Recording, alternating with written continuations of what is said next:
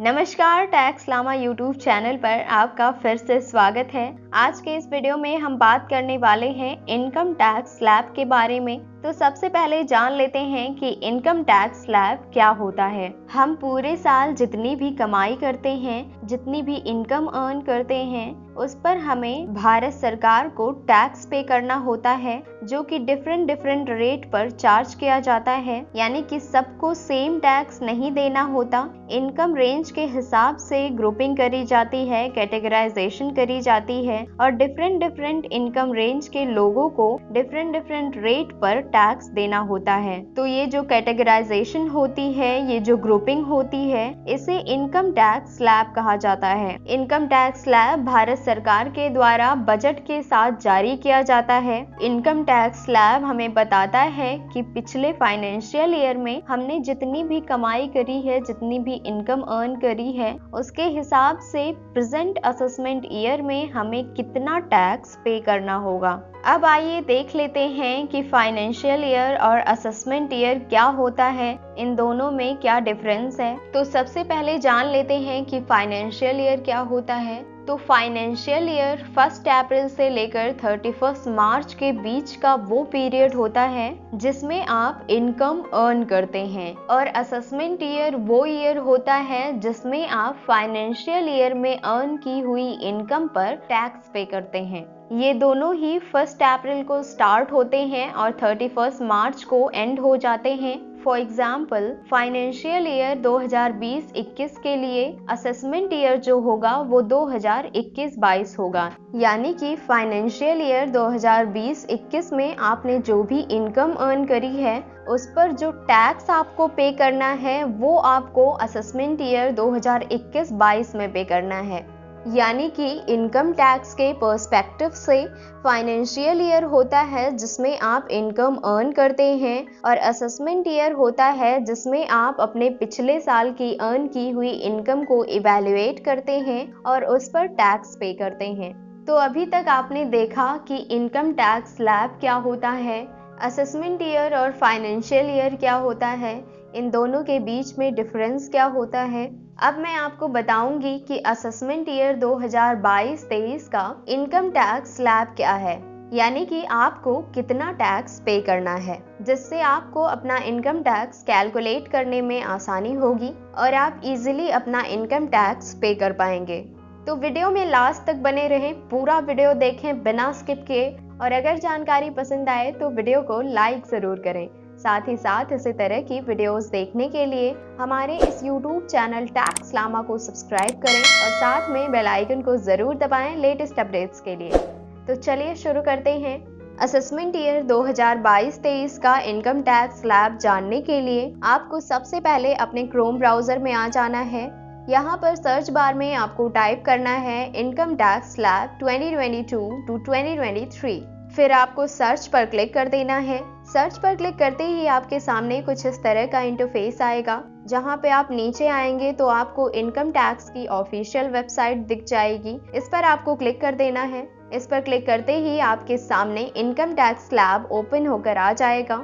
यहाँ पर आप देख सकते हैं लिखा हुआ है in case of an individual resident और नॉन रेसिडेंट और HUF और एसोसिएशन ऑफ अ पर्सन और बॉडी ऑफ इंडिविजुअल और any other artificial juridical person. यानी कि individual, Hindu undivided family, association of person, body of individual और दूसरे आर्टिफिशियल ज्यूरिडिकल पर्सन के केस में जो आपका इनकम टैक्स रेट होगा वो कुछ इस प्रकार होगा। नीचे एक्सप्लेन किया हुआ है, वो मैं आपको बताती हूँ।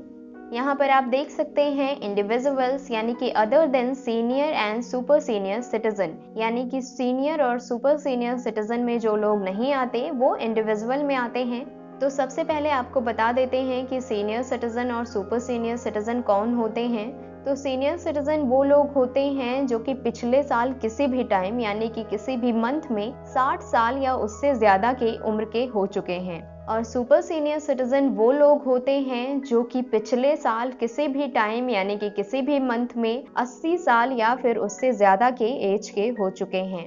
यानी कि 60 साल से कम के जो लोग हैं वो इंडिविजुअल की कैटेगरी में आते हैं। तो इंडिविजुअल कैटेगरी में जो लोग आते हैं, अगर उनकी इनकम 2,50,000 यानी कि 2.5 लाख के अंदर है तो उन्हें कोई भी टैक्स नहीं पे करना है। यहाँ पर आप देख सकते हैं कि असेसमेंट ईयर 2022-23 और असेसमेंट ईयर 2021-22 दोनों का ही रेट यहाँ पर दिया हुआ है। तो जिनकी इनकम 2.5 लाख रुपए तक है उन्हें कोई भी टैक्स नहीं पे करना है और पिछले साल भी उन्हें कोई टैक्स पे नहीं करना पड़ा था। जिसकी इनकम 2,50,000 से लेकर 5 लाख रुपए तक है उन्हें 5% का टैक्स पे करना है, यानी कि टोटल इनकम पर 5% टैक्स पे करना है और पिछले साल भी उन्हें इतना ही टैक्स पे करना पड़ा था। जिसकी इनकम 5 लाख रुपए से लेकर 10 लाख रुपए तक है उन्हें 20% टैक्स पे करना है, यानी कि उनके टोटल इनकम पर 20% का टैक्स पे करना है और पिछले साल भी उन्हें इतना ही टैक्स पे करना पड़ा था।